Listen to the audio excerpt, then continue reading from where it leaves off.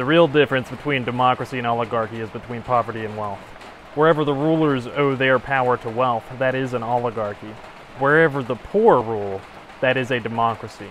Aristotle, Book 3, Chapter 8 of Politics. This is everyone's favorite aspiring revolutionary hero, wandering author, reminding you that we are all the authors of our own lives. As always, my message remains the same. Spend less, live more, earn your freedom with frugality. The Neshoba County Fair is over. I am somewhere in Alabama now. And I would like to talk to you guys about designing democracy. There has been an eternal battle, one that's at least as old as human civilization, if we judge by Aristotle's book, between the democratizing force that empowers the poor, the people, and aristocracy or oligarchy, whatever you want to call it, the rich are the ones who hold all the power. And this is a battle that's been present in our own nation's history, the United States, despite all the fables we're told in grade school about our founding fathers and how they must have been infallible men who only valued freedom. And honestly, it's kind of funny to me that we believe any of it whenever women have only been voting for just over 100 years. They didn't gain the right to vote until 102 years ago, and most men couldn't vote for most of our history. Like minorities couldn't vote till like the 60s, basically, even if it wasn't technically illegal, Jim Crow laws and whatnot. And then even then, only white property owners could vote for the longest time. Not only that, senators were appointed. Anyways, James Madison, let's actually look at some of, let's look at what actually happened whenever our nation was founded.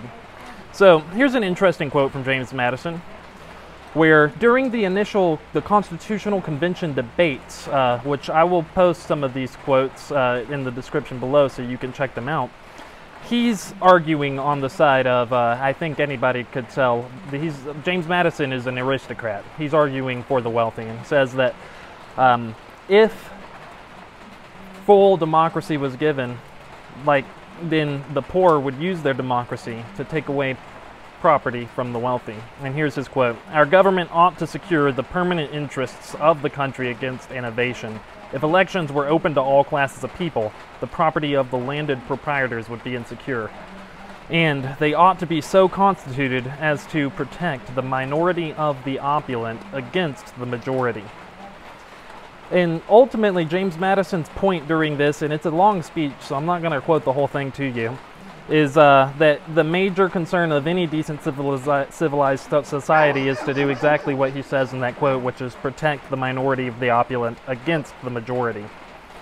He argued that in a free democracy we would see what happened in Rome whenever the Gracchi brothers started to take the tribune of the plebs. If y'all saw those episodes, I've spoken about that. Land reform, where basically they tried to use democracy to take some of the land from the ultra-wealthy senators who had scooped up all the public goods and kept it for themselves. And this is something that's recurrent. It's a problem that has been known since at least Aristotle's time, and there's even a name for it called the tyranny of the majority, right? Now, that wasn't the only viewpoint that was espoused during the Constitutional Convention. Thomas Jefferson takes the other side, and he has an interesting quote as well, where he says that men differ honestly in opinion according to their constitution and the circumstances. Some are Whigs, Liberals, Democrats, or whatever you want to call them. Others are Tories, serviles, and aristocrats. The latter fear the people and wish to transfer all the power to the upper classes of society. The former consider the people as the safest depository of power. Now, here's an interesting thing, though. Obviously, as an American, we're taught from a very young age that our nation is the bastion of freedom, democracy, and equal opportunity. But if we really look at our history, that may have been somewhat true for the colonists, but there were Native Americans here before them, right? Anyways, so these two opposing viewpoints were fighting each other during the writing of our Constitution, the thing that governs us to this very day, right? And this debate does date back all the way to Aristotle, and none of them even in Aristotle's time, it wasn't a true full democracy. Only free men could vote back then as well. And the overwhelming worry from the powerful has always been that if we allow real democracy to happen, where everybody has equal political power, the poor are going to use their power to take away the wealthy's wealth. And Madison's solution was to reduce democracy. He framed the Constitution so that the Senate, the initial way the Constitution was wrote, was the one that held most of the power. And here's something that I'm sure most of you don't know, is that senators for most of the United States history were appointed. They were not an elected position. They would be appointed either by the House of Representatives or the governors. I believe it was the governors in most states, at least. And they actually didn't even have term limits. They served for life.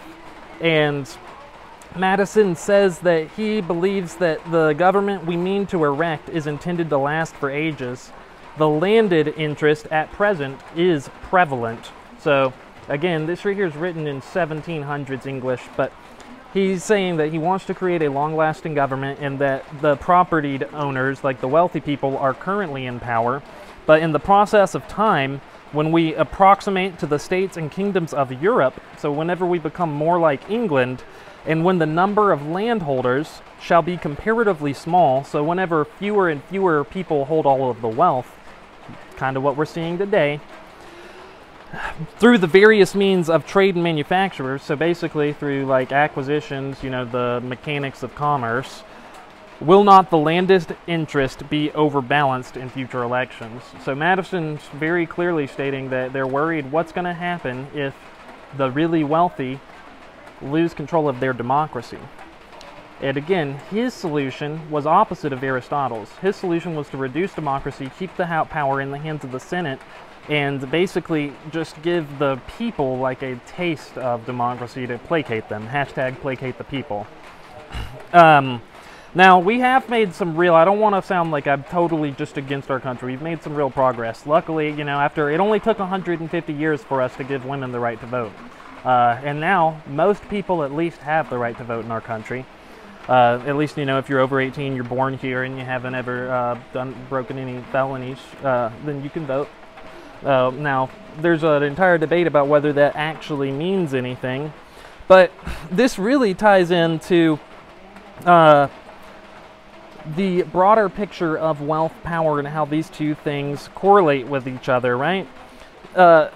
This battle was seen during the Optimates and Populares in Rome, where the people, like the people, and then the aristocrats, you know, they have two separate interests. Their experiences in life are different, and so what they want and need is different.